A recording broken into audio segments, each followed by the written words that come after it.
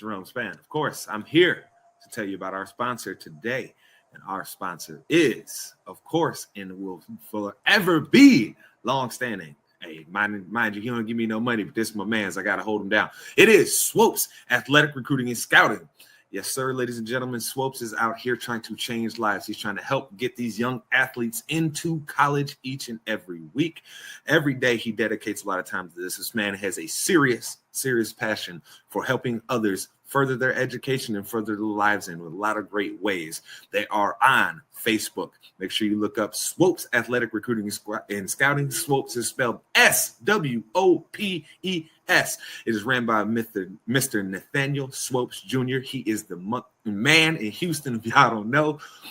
Yes, make sure you go check him out if you're trying to get your kid into school, or hell, if you're even a kid here that's thinking about going into school and you want to try and keep playing, keep your athletic career going, make sure you go check out Swopes Athletic Recruiting and Scouting. He is the man that is going to help you keep that dream going. So make sure you follow them on Facebook, and you can get right a hold of Mr. Swopes there. He will help you get into college and keep your dream going for continuing to play your sports. So again, people, Swopes Athletic Recruiting and Scouting. Check it out now. Help change some kid around you that you know's future, or hell, even your future.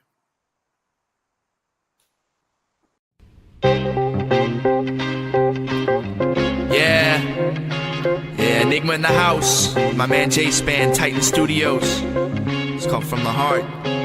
Keeping it real is what all the song's about. Never selling your soul. Always staying true to yourself. Alright, yeah. Check it out. Money, cars. But we'll never get you far unless you gonna spit it from the heart. Yeah, money, cars. But we'll never get you far unless you gonna spit it from the start. Man, money, cars. But we'll never get you far unless you gonna spit it from the heart. Yeah, money. And welcome back to your favorite weekly sports show. That's right, ladies and gentlemen. It is ITC Sportsball, and I am your man, Jerome Span, the prettiest face on ITC. Don't you forget it, baby. And of course, we've got the Sportsball crew in the building today. We've got the originator of this whole ITC thing. Some of y'all know him as the Ace. Some of y'all know him as Pop. If you get into his face, he will put you in your place. Ladies and gentlemen, here's that man, Terrell Campbell. Money, cars. Oh, yeah. Spinning from the heart. Let's do this. What is happening already? And of course, we've got ITC's resident hot take spitter, the man who rips like Dylan spits. He is the modern day Ali on the microphone. When he steps into your home, all your ladies is gone. Ladies and gentlemen, he is that man. Uh-oh, what happened? Bass didn't hear it? Did he not hear it? I gave you. Hey, you know it's your boy Mace here, ready to go. Let's get it. Listen, dog. My internet took forever to switch from my Wi-Fi to my Ethernet. Like it literally switched as you were doing the intro. I was like, shh. But we good though. We good though. Oh Lord. Ethernet connected. We high speed around here. Nice. That being said, might as well get this show rolling. Of course, make sure before we get rolling here, if you aren't already doing it, make sure you subscribe to us, like, rate us, review us. If you only give us 4 stars instead of giving us 5 stars, I'm inclined to think that you are a hater. You don't want me to think that because when I see you, I'm going to call you out on your. But that being said, last night we had WWE's Saturday Night main event, and some things did happen last night. And of course, we have to touch on them because something in particular that happened last night is going to have major ramifications, but we will touch on that most definitely. But let's start here. Terrell, how did you feel about the overall event of Saturday Night main event last night? Okay, so full transparency, I didn't get to see all of it because I was watching All In Texas, and it bled right into it. But what I did catch, like I say, I enjoyed it thoroughly. Like I say, I missed the Drew McIntyre Randy Orton match, but I mean, I did miss Big Jim and Solo, but I did catch clips. I'm glad to see Jacobs back because we all need a little werewolf in the life. But yeah, I mean, the main event ended the way it should have. That's all I'm gonna say about that. The main event ended the way it should have. And mind you, I'm the first person every single time. I'm the first person to always downplay Goldberg. Okay, I'm not a fan of Goldberg, but I do think that they did do him bogus at the end of it because, like, we all knew this was his retirement match. We all knew X, Y, and Z, and then they to just cut like halfway, like I don't even think it was halfway. I think it was a third of the way through his speech. I think that's kind of bogus. I think because, like I say, in some regards, he is a legend, but he deserved more. So that kind of gives me a little bit of pause for anybody else that might try and get similar treatment down the road. Because we know we got one big retirement coming up in December, and I doubt they'll cut his time. But when it comes to Goldberg, I think he deserved a little bit more for his speech. But overall, like I say, I think it was an event that did what it needed to do. And plus, we're not done with the wrestling yet this weekend. No, we're not. When we will get to that too. Mace, how did you feel about the overall event? There's unfortunate. Like I said, we'll get to the unfortunate portion of the show a little bit later, but that was unfortunate. Goldberg, like I said, the match itself, who really cares? It's a refreshments break, but overall, the main event a refreshments break. I like it. I like where his head's at today. But yeah, man, his speech should have been longer, or maybe they should do something where his speech is its own segment. You're thinking, and I don't think it should have been at the end of the show. Maybe they probably should have like taken a portion out of Raw and at the beginning of Raw and let him do his thing, or maybe SmackDown before the main event. You know what I'm saying? Mm-hmm. Or hell, even at the beginning of this pay-per-view, you know what I'm saying? Like something other than end of the match. Okay, now I'm going to give my speech and commercials are going to take priority. Yeah, I thought that was pretty wild. The fact that, we've watched, I don't know how many of their PLEs recently, right? Where it runs a little long. Somebody hopped on the mic or something at the end of the event, and they literally transition right over from the PLE. So then they use that as the opening of their recap show, right? But now all of a sudden Goldberg's retiring, right? You're making this whole big event of it. You did this. You forced the belt off of Jey Uso to make this happen, right? And you don't even give this man a chance to get his whole speech out before you cut it off. That's pretty wild to me.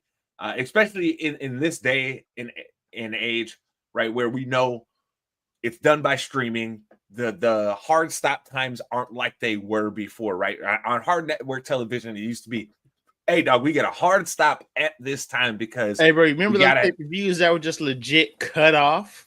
what one was it of WCW's that they ended up having to show the very next night because the main event got cut off?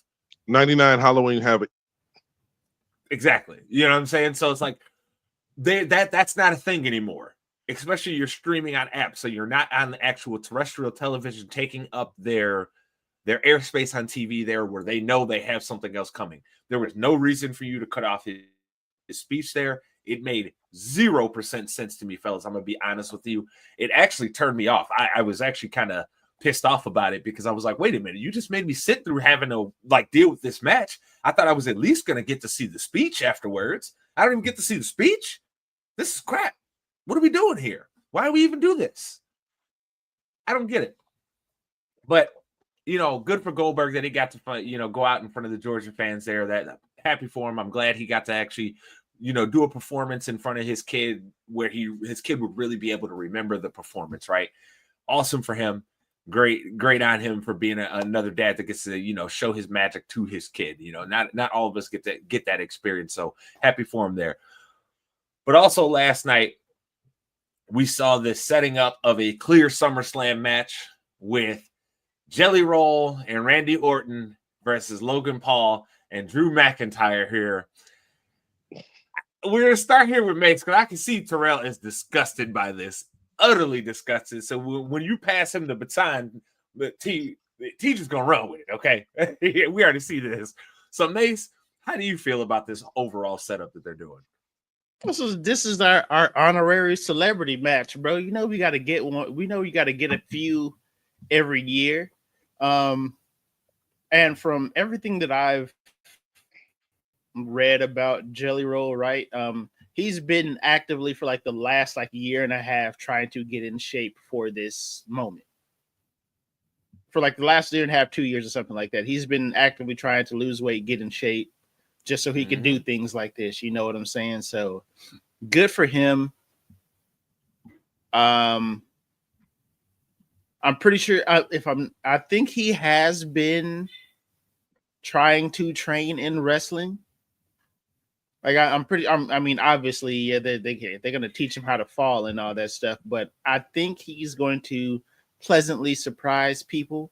Not saying that he's going to be good, but it's going to be pleasantly surprising. He's going to be able to sell some hits. You know what I'm saying? Like, they're not going to look fake because they are fake. He's going to sell some things. I think it's going to be entertaining. Go ahead, T. I'm laying out for you, brother. Go ahead. First and foremost, big shout out to Debo, because Debo called this. Like we were watching SmackDown the other night, and Debo was just like, they're gonna do Jelly Roll and Randy versus Logan and Drew. I was like, that don't seem right. Boy, oh boy, was he right. See, and that's the thing. Everybody's expecting me to just lose my calm, lose my composure about this. But in all honesty,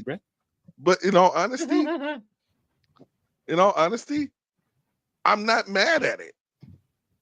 Because here's the thing. Hey, there's one travesty of a celebrity going to be at SummerSlam. Jelly Roll's not that travesty. That travesty you better not say who I think you're gonna say. It's Cardi B. Doggone it. Yeah, it's the Yam Factory herself. I'm getting about tired of you disrespecting Yam Slam like this. Hey, I'm telling you right now. Hey, Jelly Roll, because go back and look at SummerSlam back when they were in Nashville, or maybe a year ago. I don't remember, but when Jelly Roll was in the ring, you looked at that man just like, ooh, that's a big dude. Go ahead. Bro, that's because he was standing by Austin Theory, bro. Stop that. He is not. Stop that. No. I'm not talking height wise. I mean just big. I mean, but he will go flying over that top rope, Paul Heyman.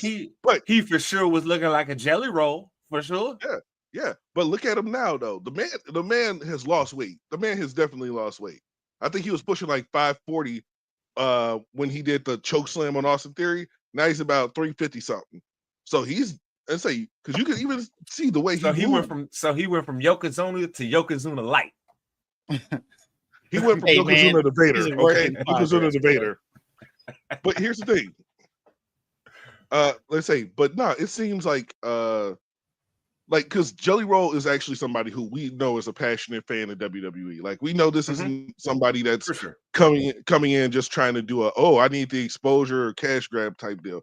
No, like I want to see what the match looks like, because hey, some of these celebrities have surprised the hell out of all of us. Like I say, Logan Paul, number one example. Number two example, Bad Bunny.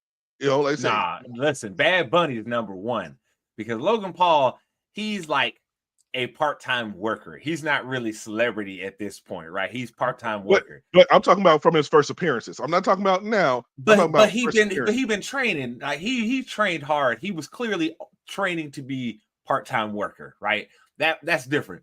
Bad Bunny came off tour, said, "Let me go train," and got ready for this match, okay? And put on a performance that had all of us like, "Oh, Bad Bunny!" like, oh, so I think that's a different level. Bad Bunny is numero uno as far as celebrity performances in a ring goes in my book. I don't know if you disagree, Mace, but I think he's numero uno. Yeah, but what's the likelihood of Cardi getting body slammed in the ring in Yam Slam? Likelihood that it's gonna happen. Doubtful. I don't see her getting body slammed, but I could see her doing a splash to somebody. I can see her doing a backstage segment, and that's about it. Maybe something in the ring. Listen, bro, stop hating, bro. Man, why can't you let us dream? Right, you like, bro, let us dream. Being such a brother. hater? Why won't you come on the dream with us, brother? Let us be Yam Slam. This ain't 1992, and this ain't the dream team, okay? No, I'm living in a reality. I'm living in reality that Cardi B is someone who I am not excited for her involvement in SummerSlam. I don't understand why not. I still don't understand this. You as wrestling fan always wants more people to watch wrestling. That is an easy draw, and now you're like, I'm mad at it. And we gonna get yams? Come on, bro. You want me to have somebody I'm excited to see host one of these PLEs? I'll give you a name. And then we know it's a female, and she's a big time wrestling fan. Yeah, she ain't got yams, but you know what? She can bring some exposure over. And I'm talking about the one, the only Vanessa Hudgens, because we know she is a fan. We have seen her at multiple events. The Yeet with Cody, Jay, Jimmy. Are you telling? Hold on. Are you telling me Vanessa Hudgens has the same amount of charisma as Cardi B? Longevity, actress. That's not what I asked you, nigga. I said charisma. Yes. Have you ever seen her act? She's wonderful. Nigga, we ain't talking about the characters she played. We're talking about who she be out in public. You telling me that's charisma? Have you seen her out in public? Yes. Nigga, because she's been at F1 events. She's been at multiple sporting events. Yes, nigga. What are we talking about? She ain't got charisma like that. What are you talking about? I say wretched charisma ain't charisma. Anyways. Hey, listen, I said it, Mace. I saw your eyes bug out like that. It may not be the type of charisma you like, but it's still charisma. It still be bringing them in. I mean, shoot. Let's say if we gonna bring somebody in, why don't we just bring back Sexy Red? I can't even believe that you would disrespect Cardi B comparing her with Sexy Red. I'm actually shocked that you would do that. They're in the same vein to me. I mean, that's because you don't actually listen to music. I give you new music to listen to, and it takes you 2 years to finally get to it. So that's why. 3 years. Get it right. 3 years. So maybe if you actually just listen to it, you wouldn't think that. But hey, it's okay. Regardless, though. Hold on. I don't want to ever give me a Cardi B song. When have you ever given me a Cardi B song? You never once. I'm pretty sure years ago I sent you Money Bag because that's my I love that song. I'll say you have never once sent me a Cardi B song. In 25 years of friendship, you ain't never sent me a Cardi B song. I don't know. He might be right, but I think he's wrong because I've sent the music and then I had to stop because I realized this nigga would never listen to it. So I just say, all right, well, when he finally tells me he listened to something else, then I'll send him something new. That being said, though, we got to get to the elephant in the room about what happened last night. And our guy, Robert Boyd here, shout out to you, Robert. Appreciate you and Damian being in here again. He said it. We're good. We appreciate you. But he brings it up here. It definitely seems like it was Seth's ACL again. He's going to be out for an extended amount of time. What happens with the briefcase? And that is the exact question that I actually wanted to ask you, gentlemen, is where does WWE go now? I mean, it was very, very clear that they had big plans to do things with Seth Rollins and his group over this next year, right? They were building it up more and more and more. Now we are at the point to where Seth is probably facing an extended time out on the shelf because, I mean, we've seen this before out of Seth. We know it's the knee. We know he's probably torn ACL is more than likely, right? Where do they go from here? Seth becomes the shadowy figure that's pulling the strings in the background. I don't know, dog. Man, this is really unfortunate, bro, because this seemed like it was the next group. You know what I'm saying? That's tough. That's really tough. I don't think this time around, given the fact that Seth is in a group, that he will just be completely out of the picture. Right? Maybe I am onto something with the shadowy figure type guy. But I think this is going to really this may be a blessing in disguise, right? Like this may be an opportunity for Braun Breaker to like actually become a star. So I mean, at this point, you have to look at that group and be like, which one of y'all are going to be the star now? Like definitively, who is going to step up and be number one? I don't disagree. T, I know Seth has been your guy for a lot of years, going back to, you know, when the Shield was together and when we all talked about who was going to be the biggest star out of there. You went with Seth Rollins. I remember this to this day. How do you feel about this, man? It sucks for Seth. Really, it really does, because like this is somebody who, when you want to use the term workhorse, Seth is exactly that. Like we saw him when they created the World Heavyweight Championship. We saw that man putting on banger matches. We saw all these things, even going up to WrestleMania 40 when you know, Seth jacked up his knee. Like people forget, like say he jacked up his knee going into that. That's why he didn't wrestle at the Rumble or any. He had jacked up his knee at that point. I personally am kind of hoping, because we're hearing this, the ACL, which is what we were kind of hearing last time. I don't remember if it was the ACL or the MCL that he jacked up, but we see that Seth is somebody who we really want to, you know, see succeed, and I'm kind of hoping that whatever happened last night, maybe it was just he tweaked it bad, but he'll still be able to go out and perform, you know, because because we haven't gotten a full scale diagnostic yet. We this is a lot of people are thinking it's hearsay. Right now it's hearsay. We just know we saw what we saw, and then he finished the match with LA Knight, because ain't not a single one of us looked at that match last night and said that was the way the match was supposed to go. No, we saw Seth pop up. Hey, look, BFT, you can say we ain't got no diagnostics, T. I done watched plenty of basketball and football in my life. I know what a torn ACL looked like, and that sure looked like one, brother. Either that or he tore his meniscus. It's one of the two. Either way, he out for a year. Either way. I say. I mean, honestly, you know what it reminded me of? I hate to say it. This is why I say it could be the meniscus. When D Rose went down, same thing. If you remember, D Rose went down, and he was like, "Oh no, something's wrong with my knee." Right away. Yeah. Listen, man, it's unfortunate, but we know the show is going to go on, and somebody in that group is going to have to step up, like plain and simple. We already know who it is. It's going to be Breaker. Like it's going to be Breaker, because does he have the charisma to do it though? Does he have the charisma to put the team on his back? I'm sorry. I'm sorry. An extended period of time. I'm sorry. Dog. Have you not been hearing those dogs barking? Have you not been hearing the dogs barking? That doesn't. T. That's not charisma. That's fan reaction. You're talking about something else. Do not correlate fan reaction with somebody having charisma. Okay. Don't you got to have charisma to get the fans to like you? No, you don't. You got to put on good matches to get the fans to like you. No, you can have good matches and still not have the fans like you. We've seen it with plenty of wrestlers over the years that have had great matches, and guess what? The fans still don't. Who?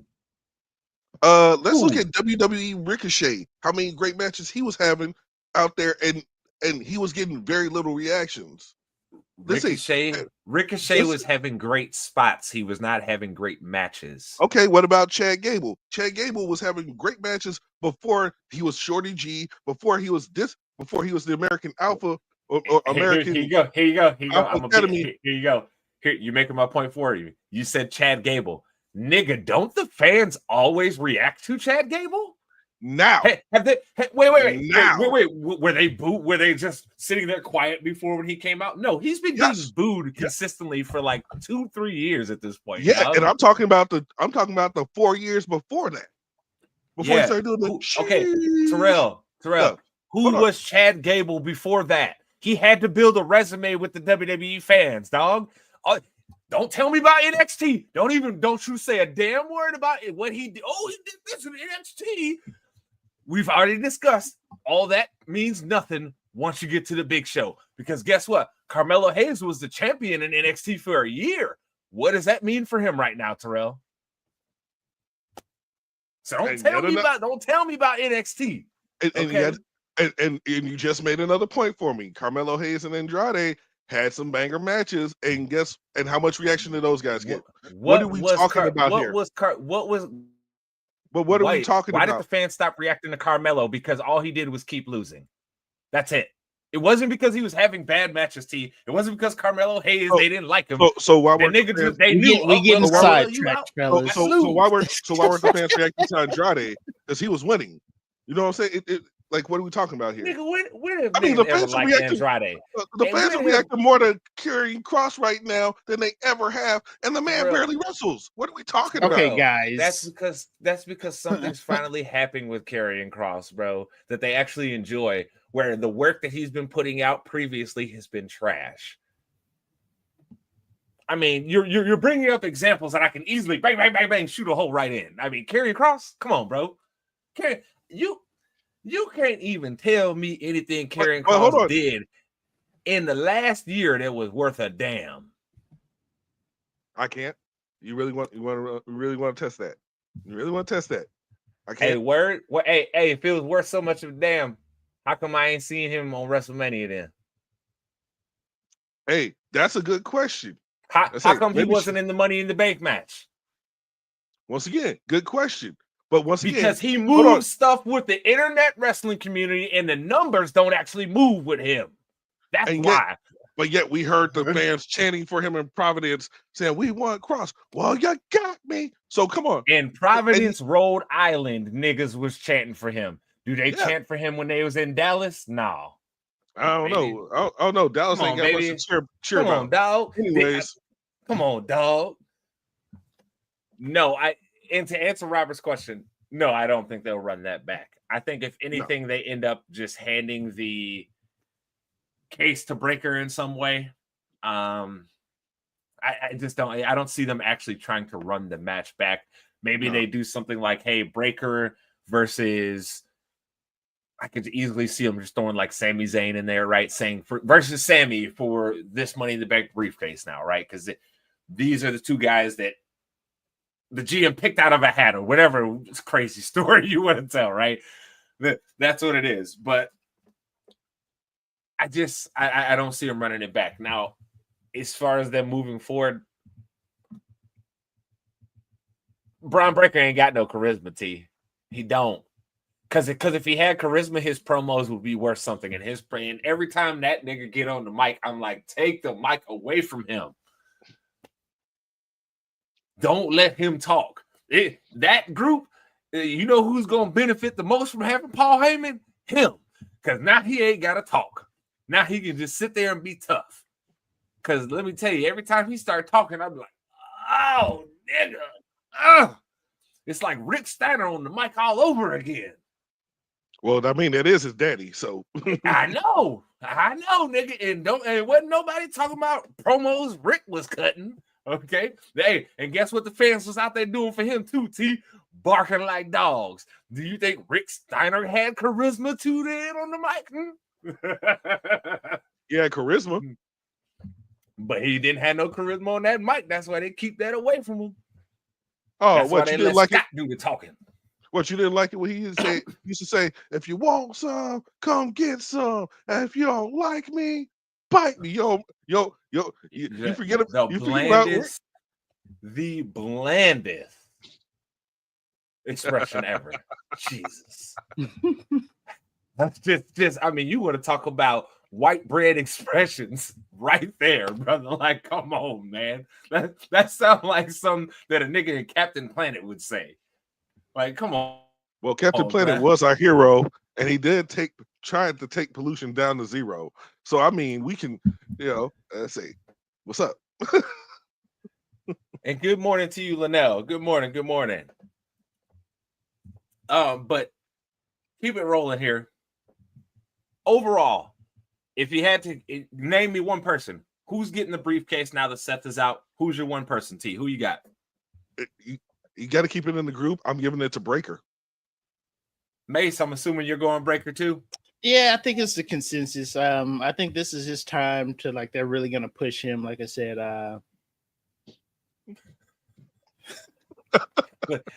Hey, look, Cap didn't do nothing. Let me be for real. Cap didn't do nothing.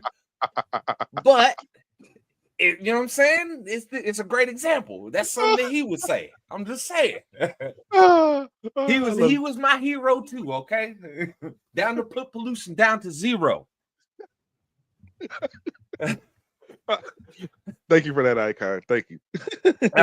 I appreciate you, Icon. Appreciate you. Shout outs to you, bro. I'm glad to have you here. Glad you're watching us today. That being said, we do got to get moving because we do got a few other things to talk about before we get out here for the day. So, WWE Evolution is coming up tonight.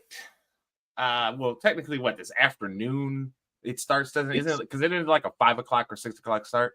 Let me check on the start time. I'll get back to you. I think so. So Evolution will be going on tonight.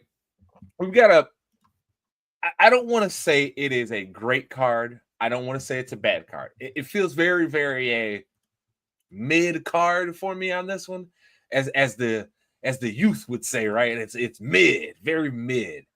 All right. So the show starts at 6 Central Time, 7 Eastern Time. Okay. But the pre-show starts at like 4 o'clock. So man, okay. Hold on. Let me kind of say something real quick before we go into it. You dang wrestling bookers need to stop having these damn 2-hour pre-shows, okay? I'm not trying to sit for 2 hours watching a doggone pre-show with some BS matches. Nobody making you. No, because they'll put some decent matches on the pre-show. Make the pre-show an hour. That's it. No more. No less. An hour. Give me 1 hour. Give me 1 hour. I'm not trying to see Renee Moxley for 2.5 hours. Hey, she's great at her job. Don't get me wrong. But I'm not trying to sit there for 2.5 hours. I watched 7 hours of wrestling yesterday. If I would have watched the pre-show, it'd have been 9. What's up? I have a solution for you. I have a solution. Here's the secret. I don't know if you know this, but for the pre-show, as soon as the matches are done, they put them right on YouTube. I don't know if you know that. That way you ain't got to sit for 2 hours. I always see the pre-show matches, but I never actually watch the pre-show. I'm just saying, brother, you don't have to do that to yourself. You don't have to. There's choices you can make. But I'm dedicated. Not to a 2-hour pre-show. Because it's just too much talking. It's too much talking. But before we move on, I just want to make sure, hey Mace, that's a message for you. Listen, bro. That's a message for you. Okay? You better handle that. You better bring that baby over to grandmama. Okay? You better handle that, Mace. You better handle that. Bro. My baby kept me up late. Kept me up late. Things was a little hazy up until about 5 yesterday. Hey, man. You better figure it out. That's all I know. Hey, Mr. Nail, you see I'm telling him, Mace, figure it out. Okay, you better get that grandbaby over there. Okay? Yeah. I just want you to know. But to the point, Evolution T, what matches got you the most excited here? In all honesty, it would have to be the 4-way for the tag championships. Because the thing is, it's like, don't get me wrong, like say there's one other match on the card that I'm kind of like, okay, I want to kind of see how this goes.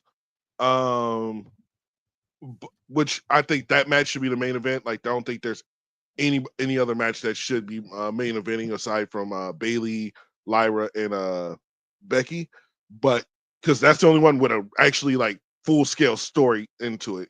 But we know it's probably gonna be Io and Rhea, okay? But that story is just, can Rhea beat Io? But the 4-way for the tag team championship, that one has me intrigued because I mean everybody got to see on SmackDown a taste of Saul Ruka, and you saw how impressive like people were talking about it for the weekend. So we'll see if she can have a standout performance with Zarya. Then you got the whole Judgment Day dynamics with Roxanne and Raquel, which that's weird for me to say because that's 2 R's and they're yeah. But then yeah. But then you got the Kabuki Warriors, and then also you got the team that's the most interesting in that match, and it's part of the reason why I'm kind of, like I say, along with the Judgment Day stuff, I'm part of the reason I'm excited, and that's Alexa Bliss and Jerome's favorite female wrestler of all time, Charlotte Flair. Because hey dog, you know, whoa, you're not gonna do that to me. Don't do that to me. Okay. I will bring up Mr. Beware. Don't do that to me. Number one. I'm just warning you. You open this door, I'm letting you know where it's going. Okay. Number one. No, but not like say it's like say that's the match to me that I think that I'm excited to see, because I don't necessarily think that it's going to be, I'm not going to say it's going to be match of the night, but I think we are going to see some great moments in that match. And I'm most excited to see Saul Ruka, like say, see how she handles things on the main roster, because she is definitely somebody that I've been keeping my eye on since she debuted in NXT, and I know Debo's been keeping an eye on her, and we're just kind of seeing what's going to happen there. But I think Evolution as a whole, they could have done a lot more with some of the builds. I mean, I know we got Naomi and Jade having the match, and now we got Bianca as a special guest referee. Or T even done anything with some of the builds. Yeah. Anything. Well, like I say, some of these were literally just thrown together like they were like with no care at all. Honest to God. And that's the thing. I think the one match that they really wanted to do, they had to pivot because unfortunately Liv Morgan got hurt. Because I think they wanted to do the Bella Twins versus Raquel and Liv. Yeah. But but Liv got hurt. So they can't do that match now, because then now it makes no sense for this. It makes no sense. I mean, they could have tried to pivot it and have Roxanne and Raquel, but it wouldn't have had as much impact, because we already saw Liv, and we would have been like, oh, they're plugging and playing.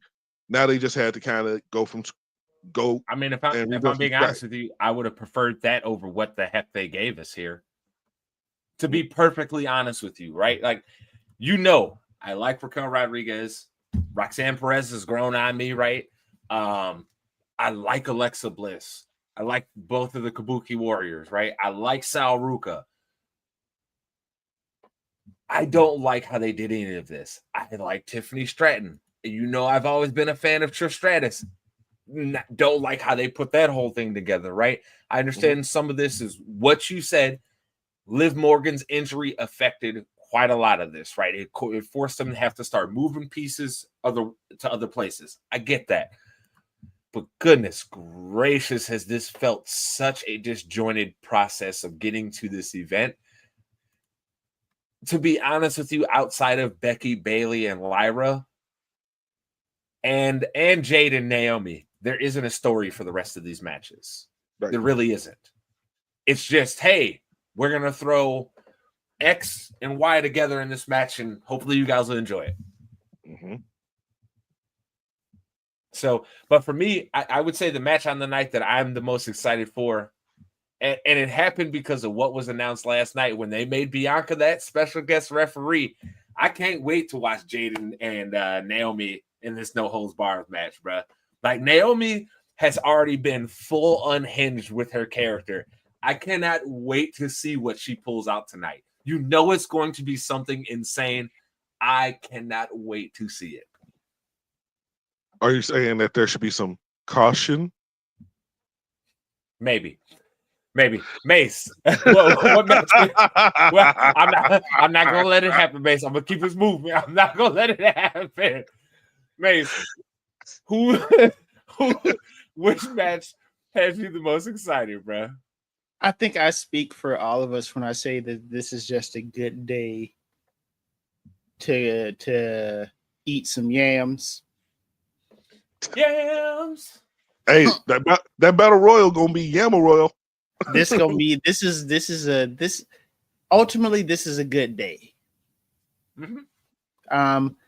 But honestly, bro, it's Naomi and Jade, bro. Like, I think that's like one of the only real storylines built into this event. And yeah, man, it better be give me a 20-minute match. You know what I'm saying? Special guest referee. There's gonna be some twists and turns. I'm here for it. This is how we get to the triple threat. Oh, for sure. For sure. Oh, yeah.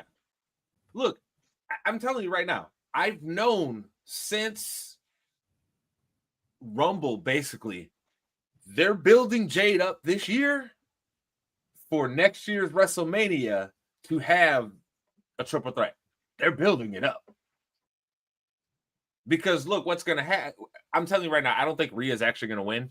I think what's going to happen and what they're going to do with Rhea over this next year is kind of build a redemption arc for her. Because right now she's kind of just, for lack of better terms, Hulk smash, right? Like she's whooping basically everybody's ass that she's getting in the ring with. You got to build her up so there's a reason that the fans are like, again, cheering her, and not just cheering her because she's Rhea Ripley. They're cheering her because they want her to advance in this story, right? Unless you start giving her some losses and make her start having redemption, I don't see how you do that. So now you have this whole year to do it.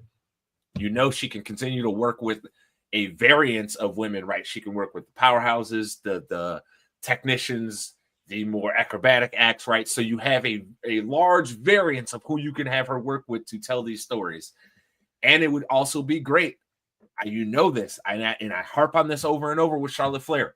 It's always great to see some of these top stars work stories that don't involve them having the title. That makes them so much better in the long run. We don't always have to have, again, Charlotte Flair. You don't always have to be in a title picture of some type. You don't have to. It's not necessary. Tell me a story without you being in the title picture, right? Tell me one. Because I can't think, like, in the past, I mean, hell, T, in the past 5 years, can you think of a storyline that was through with Charlotte Flair that didn't involve the title? No, not a single one. Like it's either she's trying to get back the title or she has the title, and it's always revolving around that, you know. Which is why I think where you said with Rhea, that's where we want to kind of get past. We want to get past Rhea trying to go for the title, because if you really think about it, like before Rhea won the world title, like before she won it, like during the whole like beginning of Judgment Day when she was in it, she was telling stories without even being around the title. Yep. Like she wasn't even really wrestling. So that's where people started falling in love with Rhea again, because they were building these stories around her. So yeah, I think you're 100% right.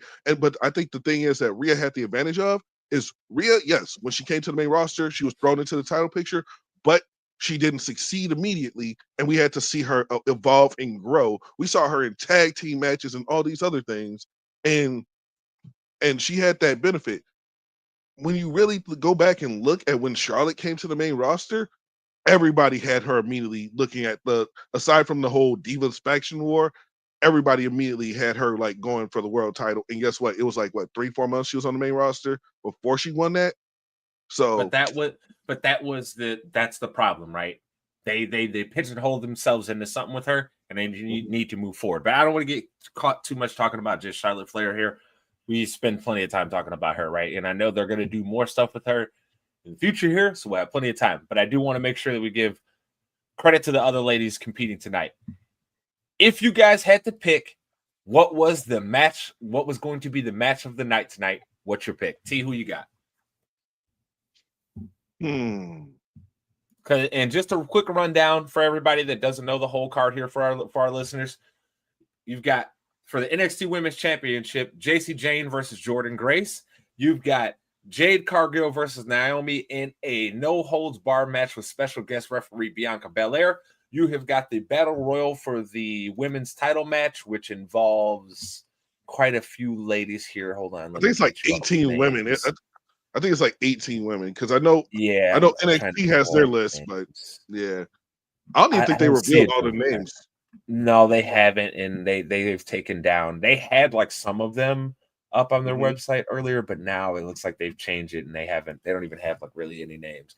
So there's the 18 women battle royal. You got the fatal four-way match for the WWE Women's Tag Team Championships with Roxanne. Well, let's just say the Judgment Day, Roxanne Perez and Raquel Rodriguez, Charlotte Flair and Alexa Bliss, the Kabuki Warriors, and Sol Ruka and Zaria for that title match. Then you've got Tiffany Stratton defending the WWE Women's title against Trish Stratus. You got the WWE Women's Intercontinental Championship match between Becky Lynch, Bayley, and Lyra Valkyria. And you've got Io Sky versus Rhea Ripley for the WWE Women's World Championship. T, what's going to be the match of the night? Based off of the fact that we know that these two people perform really well together, it's probably going to be Rhea and Io because they always put on some banger matches. Mace, how about you? What do you feel is going to be the match of the night? Triple threat Intercontinental title match. For me, I am actually going to go JC Jane and Jordan Grace. I think they are going to come out there and try and tear the house down with the minutes that they have, right? Because they're probably going to get like 15, more than likely. And I think they're going to come out there and try and make a name for themselves because this is a very big opportunity for them. They know a lot of WWE fans are going to be watching this event. So I'm gonna bet on those ladies because I think they have the most to gain by really willing to just throw their bodies to the wind right now and just try and give us crazy moments. So that's who I'm going with there. I wouldn't be mad at that. We got Damien says it's either going to be the special referee match or it's going to be Rhea's match that will end up being the match of the night. So curious to see how this event ends up going. I am excited for it, even though there was a very lackluster buildup for all of this, as we discussed. But very excited to see this. These are some of my favorite lady wrestlers out there for sure.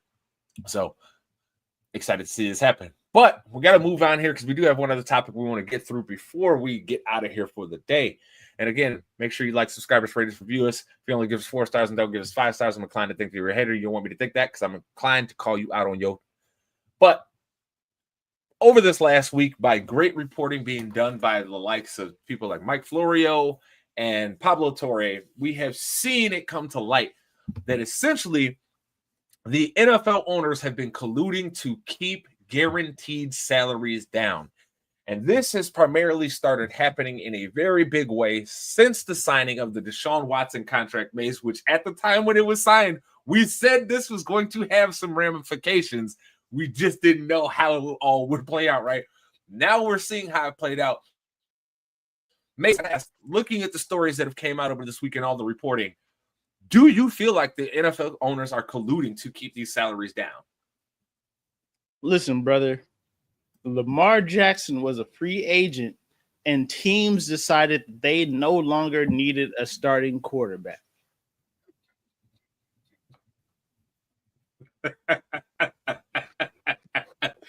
Let me repeat what I just said. Lamar Jackson was a legit free agent and teams decided they did not need a starting quarterback. Teams like the Atlanta Falcons, who in the very next offseason turned around and drafted Michael Penix and signed Kirk Cousins. I mean, you had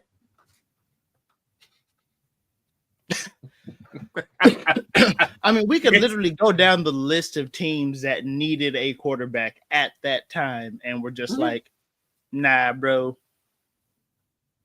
We like our guy. Mm-hmm. Lamar was a legit free agent, bro.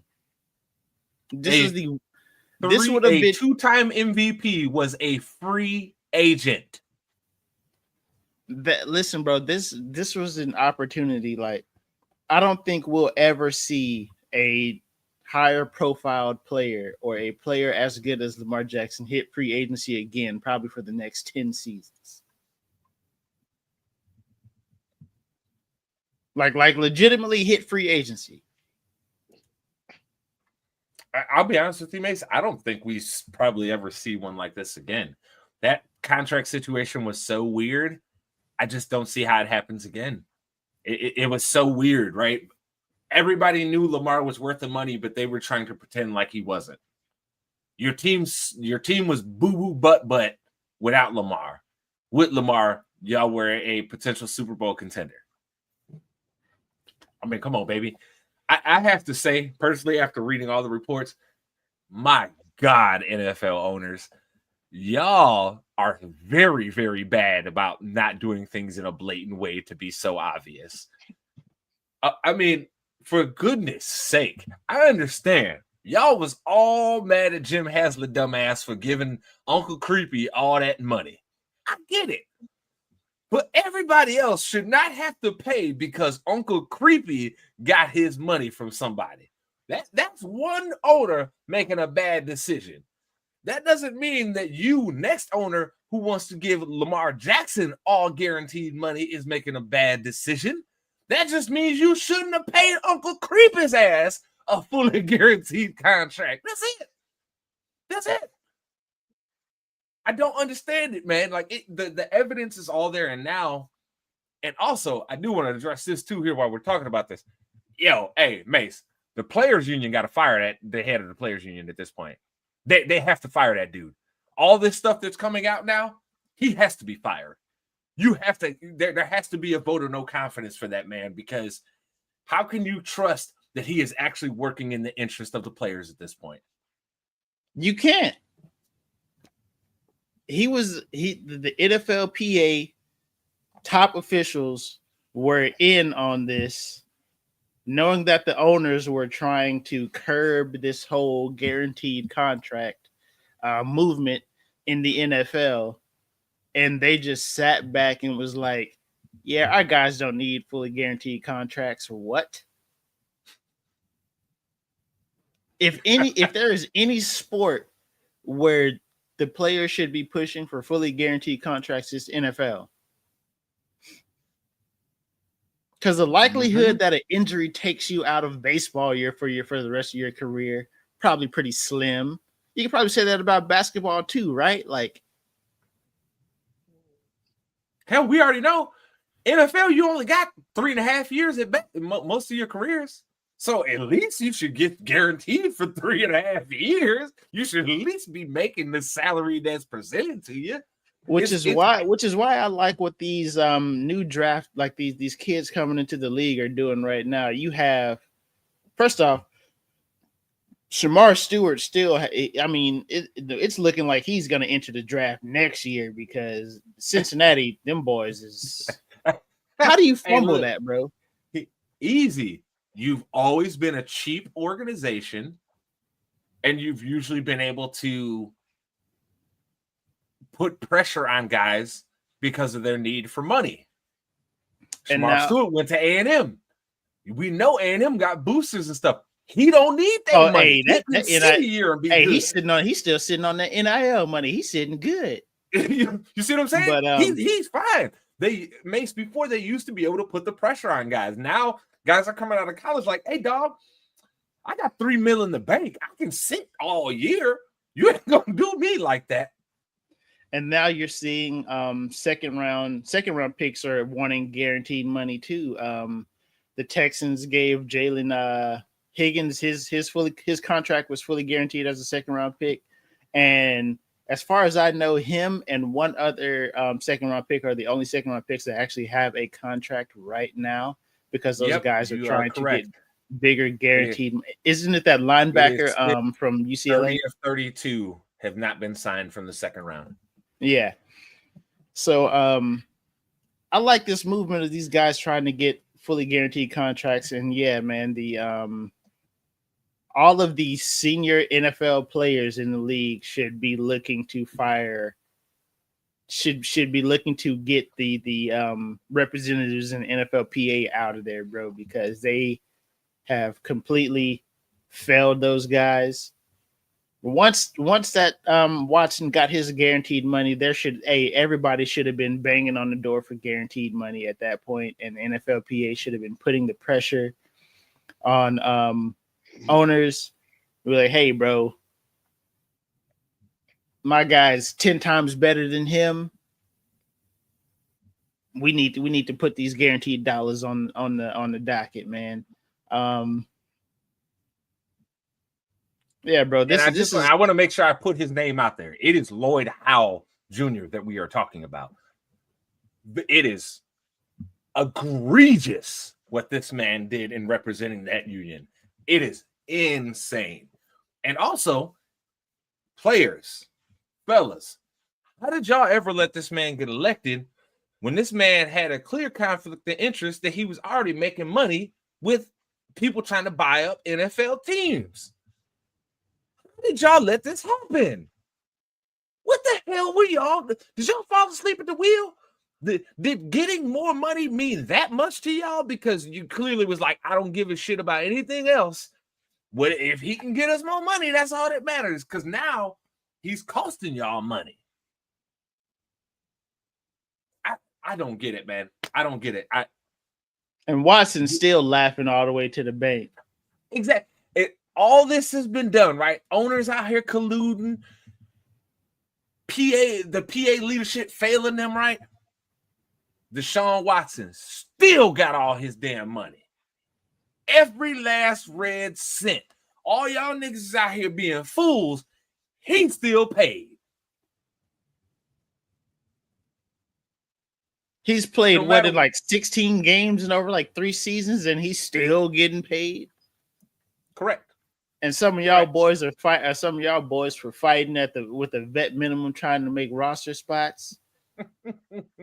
Some of y'all boys is coming off of ACL injuries, playing on the vet minimum 1-year contracts, and this man has played in 3 seasons. This. They cannot get out from under his contract, Mace, without it costing them something until 2028. And y'all boys out here fighting for table scraps. And look, on 2028, right? If they cut him,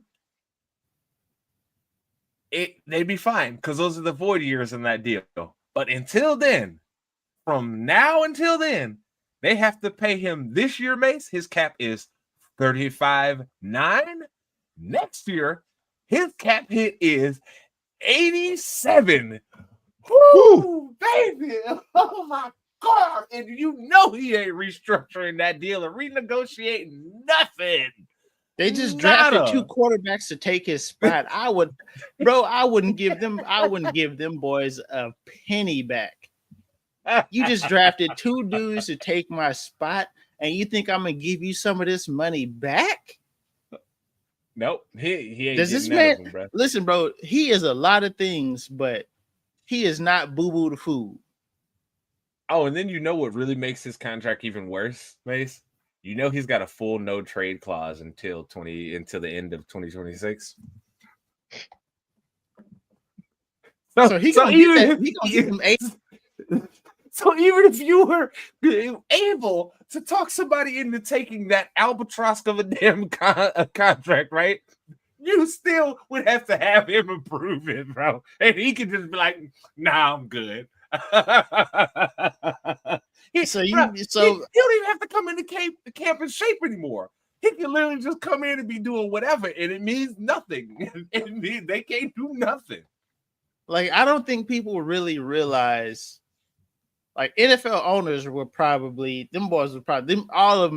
all other 31 owners probably hit the complete panic button when they saw that fully guaranteed and a no trade clause. That's blasphemy in the NFL. in a league where they're supposed to be able to throw you away like tissue paper, yeah, absolutely. That's blasphemy in the NFL, where every day your job is supposed to be on the line. Not if you owe that much money and they can't get rid of you. Your job ain't on the line then. Oh, love it. That being said, tell the people where to find you, man.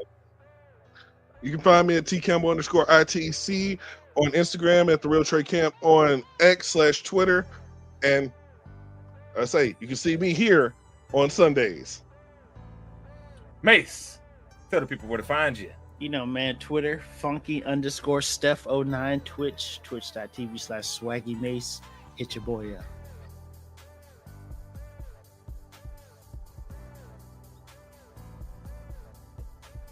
And of course, at JSpan the Man everywhere, you see my pretty face with the ITC logo.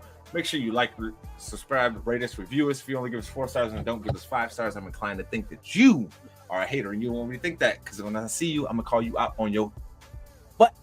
That being said, ladies and gentlemen, this is another resounding episode of your favorite weekly sports show, and that is ITC Sportsball. Sportsball. We was close. We were off just enough for us to not be lizard people.